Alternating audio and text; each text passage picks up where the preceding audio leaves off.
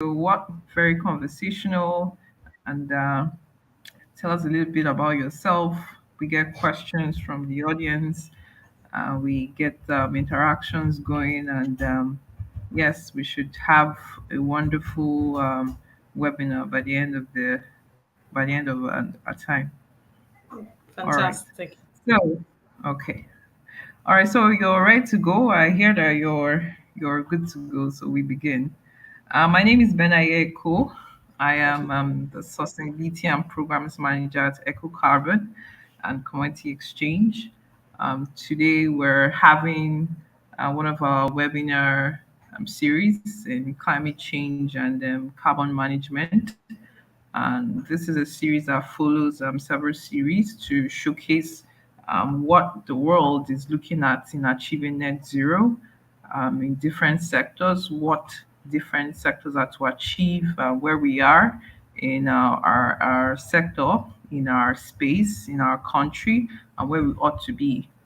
So we take out time to invite industry experts, advocates, climate tech analysts to come on here and have these conversations and keep them going so we can keep this communication as fresh as possible in the minds of our audiences and those that have a very keen interest in exploring opportunities in climate change and carbon management. So today we have a very wonderful person, Mrs. Sharon Vera, founder of GateHub. And before we go very deep into the topic of today, I would love that she gives us an introduction about herself and amazing work that she's doing at GateHub.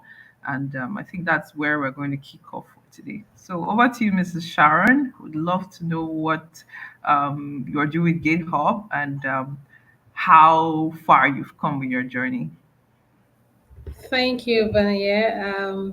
Thank you for the beautiful introduction. And before I dive into my intro, I just want to quickly say, well done for the job you're doing with sustainable practice in Africa, inclusive of all the industries. So great job and kudos to you and your Thank you so much. team. So just a brief intro about who I am. Name is already there. I'm Miss Vera Sharon Ibrahim Hyoma, long name. I'm an expert in tourism and hospitality, majorly in the African space. Proud to 2016, we used to globetrot around Europe and do a lot of promoting their tourism. But in 2016, we had a turnaround as a brand, a personal brand, and then that dive into the business to solely pursue and promote African tourism. So that has been the journey. The journey started from 2016 and is still growing, and we're still on it. So what we do in Gate Hub is that we function in the consultancy, advisory, and expertise aspect of tourism. So, whether we are consulting for sustainable tourism or we're running projects for tourism investment or we are promoting and marketing intra-African travel, this is literally what we do as a business. Everything is African centric. So currently, for prior to COVID and up till now, we've been pursuing a major project. It's called the Tourism Invest Africa. What the Wow. project seeks to address is to fill the visible gaps that we see that affects the sector as regards to investment-ready tourism businesses that are owned privately that want to scale up in order to compete with their international counterpart, but they need funds to do this. Yeah. So that's the project, and we're focusing on 15 countries from West Africa, East Africa, and Central Africa, and I think we're just one of Southern Africa. So 15 countries in all. So that project seems to have been the the band of GitHub for a while now. And then also we've also been doing quite a lot in the intra-African travel space where we have been partnering with various businesses across Africa to develop tourism products and experience made by Africans for Africans, as Wow. opposed to doing it abroad, we've seen that we have everything you want to do in terms of travel, Yeah. whether be leisure, which is business and leisure. Yeah, so that's pretty much what GateHub, in a nutshell, does. And then the sustainable tourism part, which is why I'm here today. It's another project that we've run in the past and currently, but majorly in the consultancy space. So I think I just put a footnote here now, a full stop here now, and Yeah, then yeah, we'll. that's what that's an interesting. I think that was like an interesting wrap up. I would say because if we delve into that, it would take us like that's cumulative of months and months, of course, of work that's gone into it, and a lot of teams are on the ground and making sure that that is handled Absolutely. properly. Yeah, and partnerships as Mhm. well. You have to forgive me because my camera is not compatible, but I guess that we could still go on with our It's fine. conversation. All right. So you mentioned what got my Okay. interest is the sustainability consultancy part, and got me thinking because in the sustainability space in Nigeria, specifically, you would notice that it's more geared towards industry, manufacturing, more of the waste sector management, and all of that. But we're seeing a more encompassing movement into other sectors. And one of those sectors is tourism. So I want to know from your experience, what aspects could make tourism a success in the application of sustainability? Okay. Before I go a bit on that question, I also want to say I think that I've noticed that when my video comes up, it actually drags the network because I was struggling to hear you. So let me take Okay, out the video if that is fine yes, by yes, you. yes, that's Yeah, true. because I noticed That's true. it's I was struggling to hear you. Yes, yes, that's true. That's true. That's true. Mhm.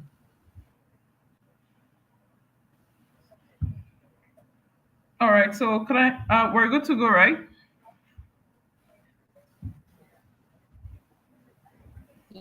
Yes, I'm still growing in that space. We'll get there when we have trouble.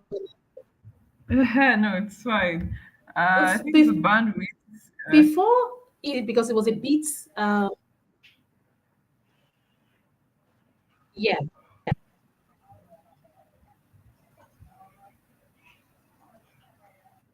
Hello. yes, I'm here. Can you hear me Okay. now? Okay. Yes. Yes. Yes. He had to take some time to restabilize. Okay. Yes. So that's why I said what piqued my interest. The whole world is has been looking at sustainable value chains, supply chains, procurement, waste management, traveling, transportation, manufacturing. All these sectors are what are the big topics in sustainability and the net zero transition and all of that. But then we're doing something impeccable because this is something that is still very new in Nigeria, sustainability in tourism. So, in your experience, so far, because of course we have to hone on what you're working on and what you're doing, and then to have a more diverse interest in future. But from your in your work so far, what aspects make tourism a success in the application of sustainability?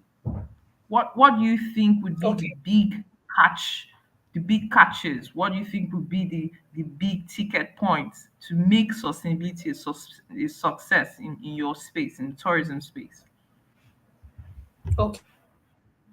okay, great. So let me start by saying that I mean we learned a lot from COVID, isn't it? COVID told us Yeah. that I Yes. mean the whole world was on lockdown. So Yeah. it's interesting to see that we're starting to have these conversations right now, even in Nigeria, about sustainable tourism. But I mean it's still just growing in the infancy stage. Yeah. It's not like you have it in other parts of the world where sustainable tourism is at the forefront. But I mean, the good part is that we've started the conversation. And you must agree with me that eight of the SDG goals. Yeah. does relate to tourism. Yes. Yeah. But let me even dwell on five of them, which is the goal eight, which has to do with, yeah, they go 11, they go 12, they go 14, and they go 15. Yeah. So, but what we've observed, we haven't had so much willingness from players in the private space. So let me Mm. even start by saying how we've approached sustainable tourism from day one that we started was to come into the consultancy space with production and consumption. So we've been dealing from the get go with hospitality owners at this point. Mm. So Okay. businesses who operate either in hotels or resorts is how we started. Because I mean, when we wanted to go into the project, the bureaucracy was too much. So we said, you know what, let's even start with the private players first and foremost before we start looking at the public space. So we started with the private players in consultancy stage, and that's in the production aspect. So far, what we've done, we've had good success rate with about several hotel owners in West Africa, but not really Mm. Nigeria. And that Okay. is because, yeah, and that is because um, it's going to take a while. Okay, it has to do Yeah. with more of creating awareness. Okay, I'll give you a practical example now to see from the experience that we've gained and how we've worked with these people. Is to say, if we come to your hotel, we say, oh, you've got a lovely resort. What do you have in your agenda? Do you have sustainable tourism in your goal to align with the SDG goals? And of course, this some of these resorts who have even come to us, they have it in their and then dwell on production. Production is how to preserve in their agenda. How do we put into your work, your framework in such a way that as Yes. you are conserving, um, trying to reduce waste from your production aspect, that the guests too would also get involved in these practices. So one thing that we've noticed that has worked from the several businesses that we've consulted for was to find a way to sort of like attract the guests to be involved, draw them with incentive, because incentive does make people do Yeah. what ordinarily they wouldn't want to. So draw your guests Yeah. in with True. incentives, and yeah, and then encourage them to get involved in these practices through incentives. So in that consultancy space, we've gotten some good success rate with the several businesses we've worked with in West Africa. Nigeria currently, we haven't had success rate with any of them in Nigeria, but there's one we're working with now in the Niger Delta region that is really amazing with what Okay. innovative approaches that we have tabled that they are incorporating into the services that they would render. And we must also take note that why it's so interesting with sustainable tourism is that tourism as an industry operates in an experience economy. So how do we mean? In most times, Yeah. production and consumption takes place at the same time. So, for instance, the Yeah. waiter or the guy at the reception desk is talking to you. He's actually rendering you a services. You're actually consuming by what he's taking in. So it takes place at the same time, and it's not tangible. You can't hold on to it. So it makes the sector that's unique. I'd just like to state one that we've worked on that worked really well with the guests in terms of application. So in this regard, it was hard to cut back on plastic bottles, because the Okay. amount of plastic bottles in terms of water bottles that we consume. So we Yeah. thought it's a resort, a small medium-sized resort in West Africa, in one of the countries in West Africa, precisely Accra. So we said, okay, why don't Okay. we came up with this idea to say, you know what, have two little bottles in the room. Those two tiny little bottles in the room, which comes as complimentary Yeah. for your guest. Then again, once they come out, they must have in their room, they must have like lovely, beautiful cups with lovely writings or whatever that they can refill with, because it's a resort Yes. anyway. It's not a hotel.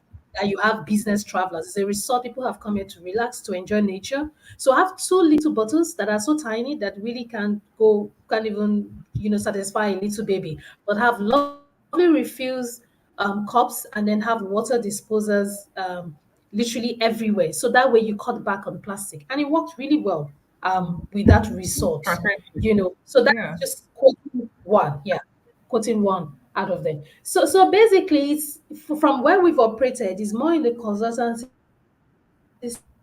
space, but we've been dealing more with hospitality owners in, small, medium-sized hotels and resorts, um, both in the production and the consumption aspect. There are so many experiences that we can, so many cases that we can quote, but time is not our friend. So I just leave it with that one example. Yeah. Yeah, I agree with you. Consumption and production. I think that's the bane of any of sustainability. That's the bane or the marker of sustainability for any sector. So it's actually comes together when you also mentioned that as well. And the strategy that you made with the cups and the little plastic bottles actually is actually phenomenal. You start with small changes, and then over time, it now becomes like a mark of excellence for that particular establishment, Absolutely. which is very interesting. Okay, so we just want to, of course, we just need to wrap this up. I know you're very busy, and it's again, it's very, it's a privilege to have you here and have these conversations with you. So someone had a conversation, someone has a question for you, and so they're asking, Okay. how should Nigeria? So this person is in Nigeria, and how should Nigeria plan and develop a tourism management policy which is sustainable, open to new avenues of tourist attraction, and most important, promotes ecotourism? Now, I think this person has the sense that there's been minimal success rates, like you had mentioned, compared to other African countries. So this person is wondering if it could be a policy. It could be from a policy angle that changes can be effected. So how should we plan and develop a tourism management policy which is sustainable, can open new avenues of tourist attraction, and promote ecotourism? I love this question. So let's be realistic and let's be true to ourselves. When you True. compare, I really love the question because it's really what we have in our conversations every now and then at the industry level. So let me start by saying that when you compare what our country has done with tourism, looking at the potential we have, we see that we're at a bleeding point where we're crying and like, hey, what's happening? So this has always been the narrative prior to COVID. And when COVID hit us, what happened?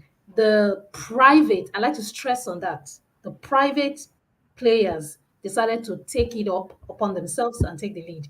And I think last year, for the first time Yeah. last year, Lagos was so many tourist centers in Nigeria were they were overbooked. That was simply the act of Hmm. private players. So we've come to understand that our government, that's why I had to laugh. Our government will never take the lead. We have owned that and say that for the government to come on board, the private players have to take the lead and drive that bus, so to speak. We've seen it in True. the entertainment industry, haven't we? Right Yes. now, our music Yes. is Yes. global. It was never done by the government or the public space. It was a private. So the same thing applies True. here. So in recent times, we've started doing, we have lovely colleagues we see on LinkedIn. We started talking so much about Nigeria tourism, despite the insecurities, despite the infrastructures. You see how Yeah. tour operators in Nigeria try to map out how you can safely and securely tour these places. Great, amazing jobs that they are doing. Yeah, we'll wait for the government to come in the future. The same applies with sustainable tourism. It's a long walk. It's going to be a long walk, but Yeah. it's still the private True. players that that will lead that work. So we haven't really had that crowd, so to speak, coming up, but they are coming up. Um, Inclusive of myself, all of us we're all on that lane, but we I think we still need to do so much more in terms of raising awareness. And how do we, like, okay, Yeah. when you were asking this question, something came up my mind. I'm like, hey, let's learn from Australia. But then I said, no, take it back. Australia has gone way, way higher. But I need to look for an African country to learn from. Then I said, Rwanda. Yeah. Yes, I agree with you on Rwanda. I Yeah. expect Australia. Then I said, no, take it back. Then Rwanda. So we need to,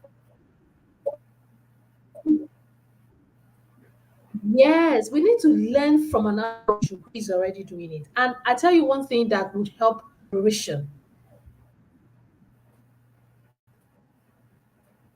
When we collaborate, it could be we need to increase awareness. It's going to take a while because I mean the Nigerian guy has had so much stress and then he's going on vacation. And then why would he go to a Yeah. hotel that would turn off power at a certain hour and switch to solar and cut off air conditioning and say, hey, it's on this high horizon and you can get fresh air.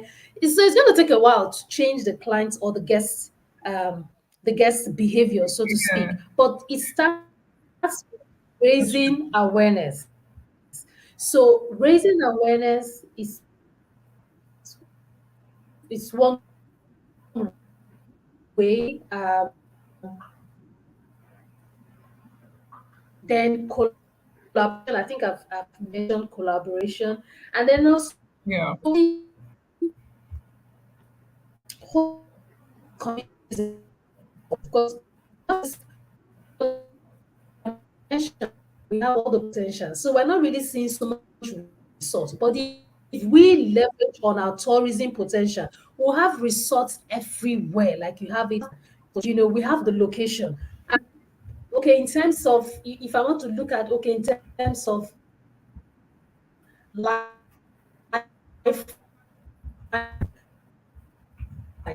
yes, of cutting back on the number of consumption in terms of fish, scuba diving in this part of West Africa. We don't do scuba diving in Nigeria that much. So maybe and then we start talking about collaboration. As we have these conversations, it starts to open new avenues for us to grow our tourism sector to attract them. So let me still quote Australia that I didn't want to quote. I still have to quote Australia because in Australia there are so many lovely resorts where they even teach. By going to vacay in those Yeah. resorts, your little children, mostly if you go as a family, the little children already know sustainable practices that they bring back home. Yeah. Absolutely. They bring it back to their own home. Yeah. So they know that okay, you're not supposed to leave your tap to run for this long because you have resorts in various, so many resorts. There's some of them that encourages you to park your car and then you come with the resort transportation, and then any other transportation you do in the resort has to be by biking. So either you're Yeah. cycling your bike, so it's all nature. And then even when you go and explore some of these places, you are not supposed to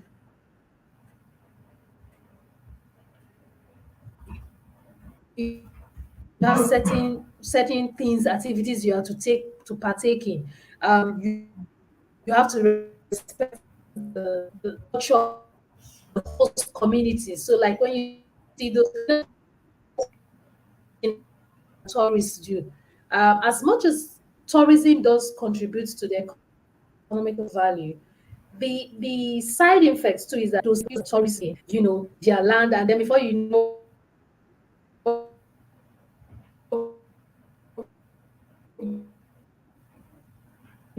anything, the host community starts to lose what you starts to lose what they. For me, I would say that three key things that we need to start working on: awareness, number one, collaboration, and Yeah. uh, you know, coming up to even the third one will be the policies. But awareness and collaboration really has to work before you go to the third one of formulating policies that starts to address international visitors and tourism activities. True. Oh, thank you so much. Um, that was, I think we'll just take those two questions. And one last question, I think we can just answer in You know, just quickly as you can. So the question is, um, what are the likely impact of sustainable tourism from your own experience? I understand, of course, there'll be the book impact, and of course, when we're talking of impact is relative. So, from your own experience, what is the impact so far? What has stood out as impact for sustainable tourism?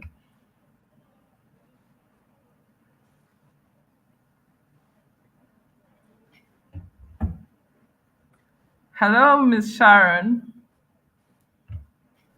Okay. If I understand the term, can you hear me? Yes, yes, please go on. Can you hear me? Seems like I've Yes, lost please go you. on. Oh, can you hear me? Okay. Okay. Yes, yes, go on. Okay. Okay. So if I understand the term impact, I'm thinking in that light you're referring to the positive attributes. Am I correct? Yes, yes, yes, positive impact. Okay, okay, fantastic. That would be, protecting our environment, number one.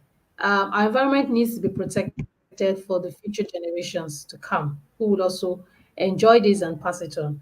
Protecting our environment, preserving our culture, what we have, the authenticity of what we have is what makes, because sometimes when we sell tourism, I always use these words when I talk to clients who say, "Oh, we love to do it in Dubai," and I say there are certain activities that you do in Dubai.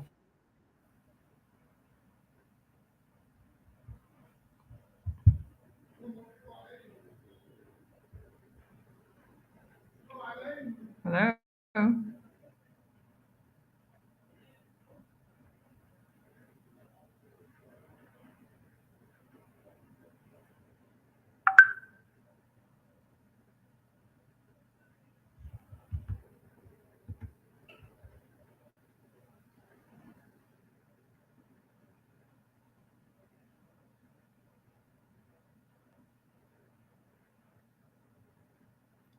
Hello, Miss Sharon.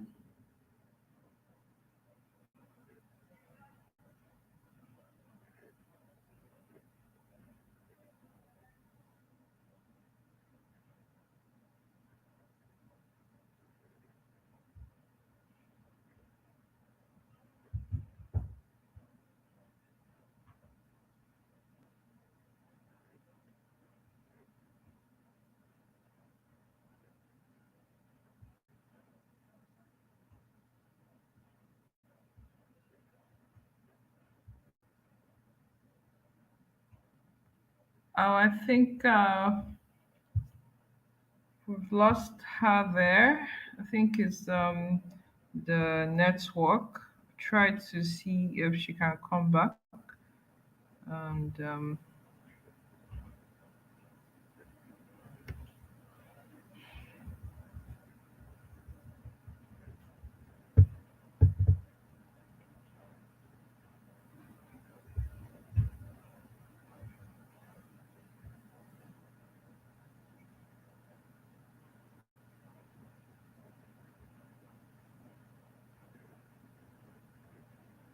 hello, Miss Sharon. Can you hear us?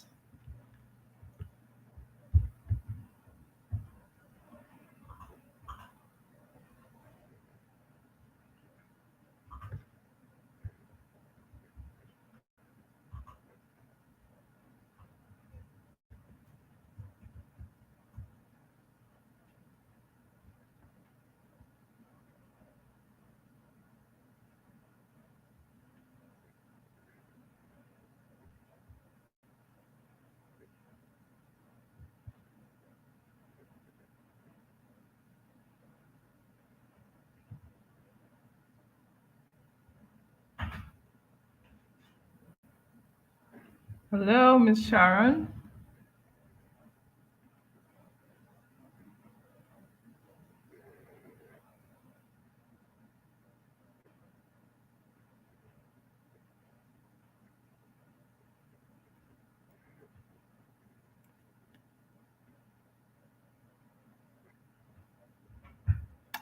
Okay, I think we've lost her there. Okay, she's back in.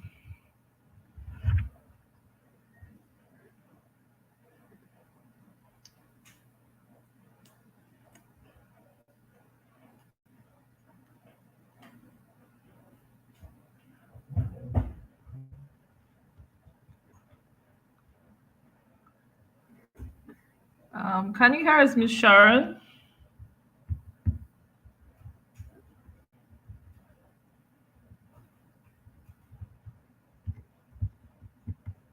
Try to see.